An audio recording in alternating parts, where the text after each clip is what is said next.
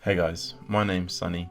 I'm a second year medical student at Kent Medway Medical School, and welcome to the first episode in my interview series. Each episode I'm going to run through one or two types of interview questions, tell you what you need to know and how you should tackle these kinds of questions. In this first episode we're going to be going through ethics style or themed questions. So yeah, get your notepads out and let's begin. If you didn't know by now, I have a question bank full of 120 interview questions, and it's on the screen now, and you can see all of the different headings I have. Ethics being there, medical schools, role plays. If you want access to this question bank, make sure you follow me on Instagram and drop me a DM, and I'll get that to you as soon as I can. If you are interested in having one-on-one tutoring with me for medical school interviews, GCSEs or A-levels, please make sure you DM me on Instagram or you email me at the email below. I'll get back to you and we can sort something out. I'd also like to announce that I'm selling my medical school interview notes. This includes all of my notes for the different styles of stations and information for medical ethics, things like that, as well as a template for planning the weeks before your interview.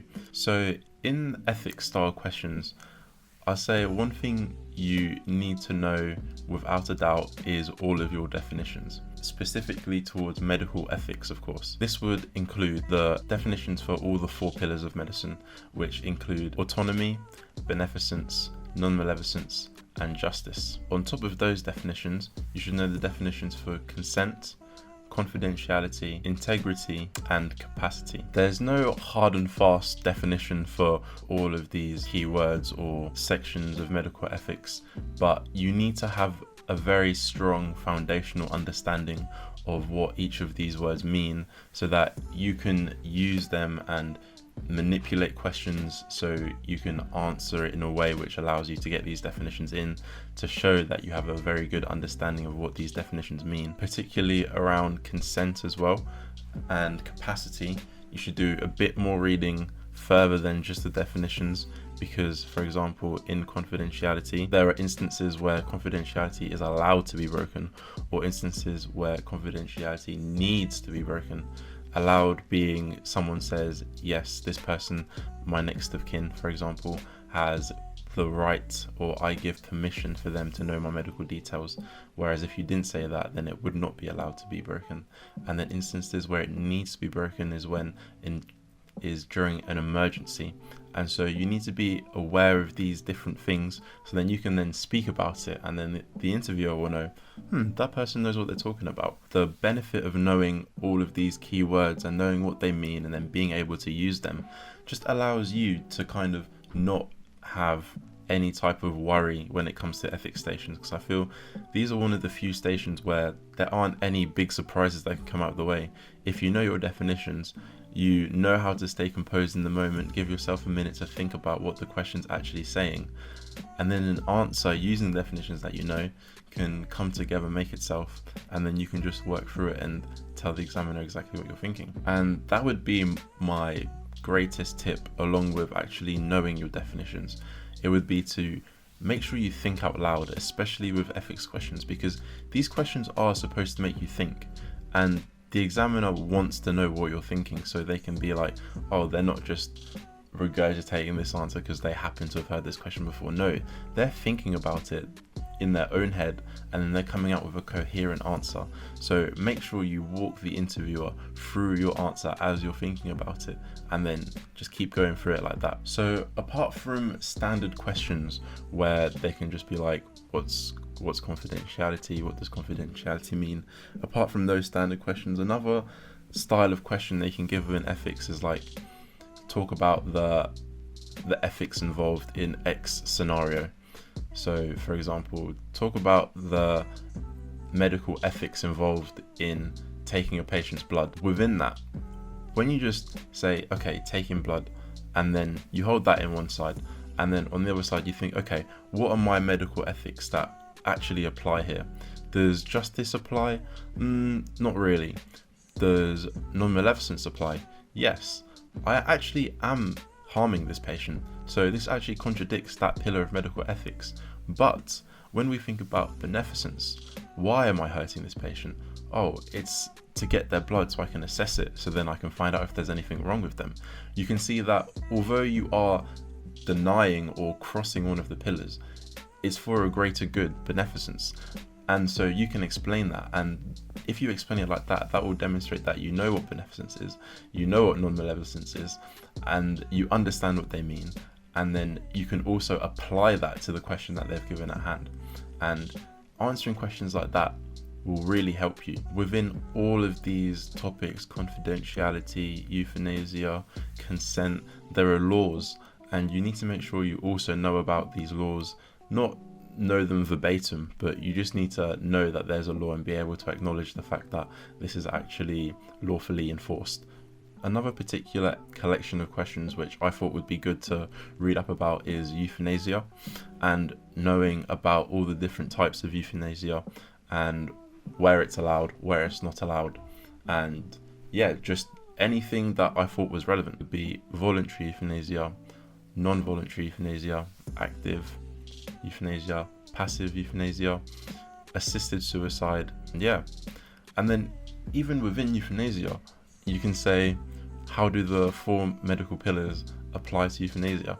And then you can start talking about autonomy, non-maleficence, beneficence, and justice, and each one is its own kind of tangent, and you won't be able to use these tangents to your ability to show that you're understanding if you don't know the definitions or the foundations of each of these pillars. So make sure you know your definitions and make sure you walk your interviewer through your thinking. I think those are the biggest tips.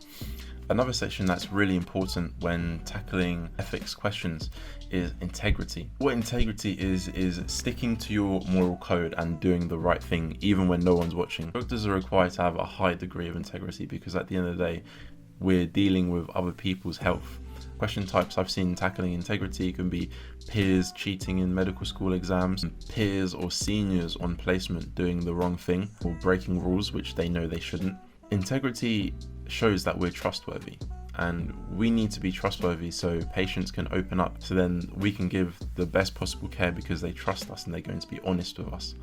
And if we don't maintain this high standard of integrity, that all goes down the toilet and we can't do our job properly. And so it's really important that you understand that and you kind of get the message across to the examiner that you understand this as well. And so under no circumstances do you answer the question, what would you do if you see your friend cheating? Turn my head the other way. No.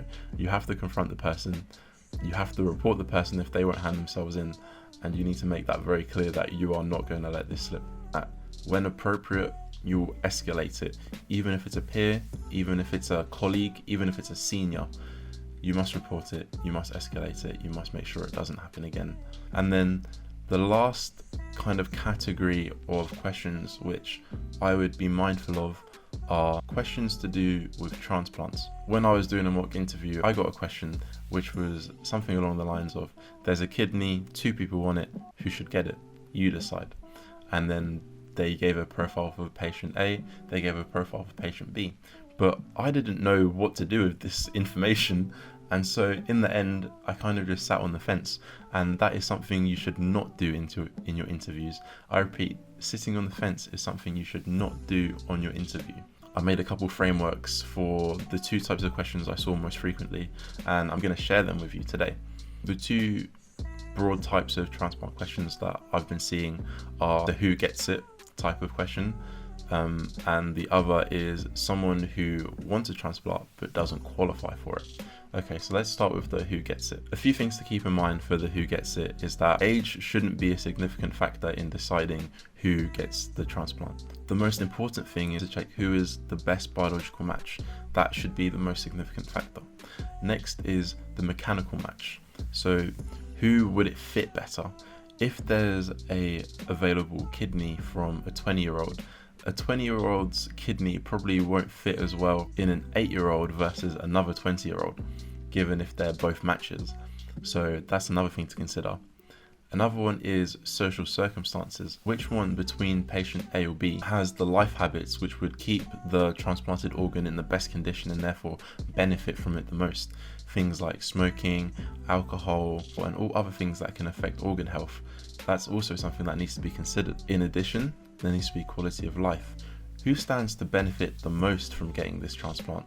That is also another key factor to consider, and it's definitely one of the hardest ones to measure and to make it objective. Something that's used to kind of quantify this is who would live the longest in the greatest amount of health after receiving this transplant, and then that's how they kind of go about deciding that. And then the last point in my framework to answer this question is who, by getting this transplant, would have the greatest impact on other people in their environment. If patient A was 70 and didn't have any children and just had a few friends, but patient B was a 30-year-old with kids who was a teacher, this is definitely one of the smaller factors which are considered, but it is definitely still something that you can speak about and give your opinion on and voice that you're taking everything into consideration. And then at the end of everything, you should probably summarize what you've said very briefly and then give a decision on who you would give the transplant to, because at the end of the day, the interviewer wants to see your critical thinking, explaining the two circumstances, having a holistic view, and then picking a side is definitely the braver option there, and that's definitely what I would advise to do. Now, onto the second most common theme transplant question that I saw, being the someone who wants it but doesn't qualify. My framework for answering these questions. So first I'd explain to the patient why there's a limit. Firstly, that there's a certain threshold that you need to be underneath before you can qualify to have a transplanted organ. This is because if your organs are functional above this threshold, that means although you're living in a poor condition, it is a sustainable condition.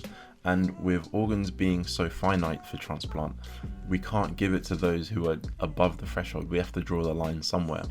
It's not nice, but it is how we have to work when we have finite resources. Another reason there's a limit is because transplanted organs don't last indefinitely. Even these, because they're not in their original body, they have a time clock on them. And so if this organ is given to someone who is above this threshold to qualify for an organ, that means that the amount of possible good that this organ can do to bring someone above the threshold is being diminished. If patient A receives the organ when they are well above the threshold, that means this organ isn't giving its full max potential of good years.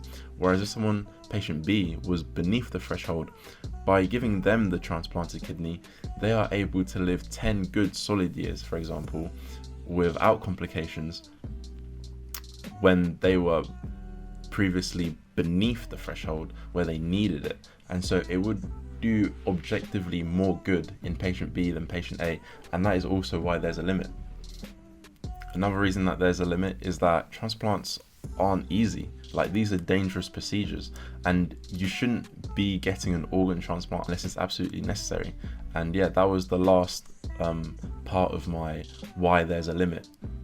And then I'd ask the patient why they wanted the transplant. Are they able to do what they want in their life without the need of this transplant? Just to make sure that I am listening to the patient and getting their point of view on board. Because at the end of the day, even if you can't give it to them, you should still listen to what they're saying, because you're a doctor, or you want to be a doctor, and the patient is at the center of the care that you're providing.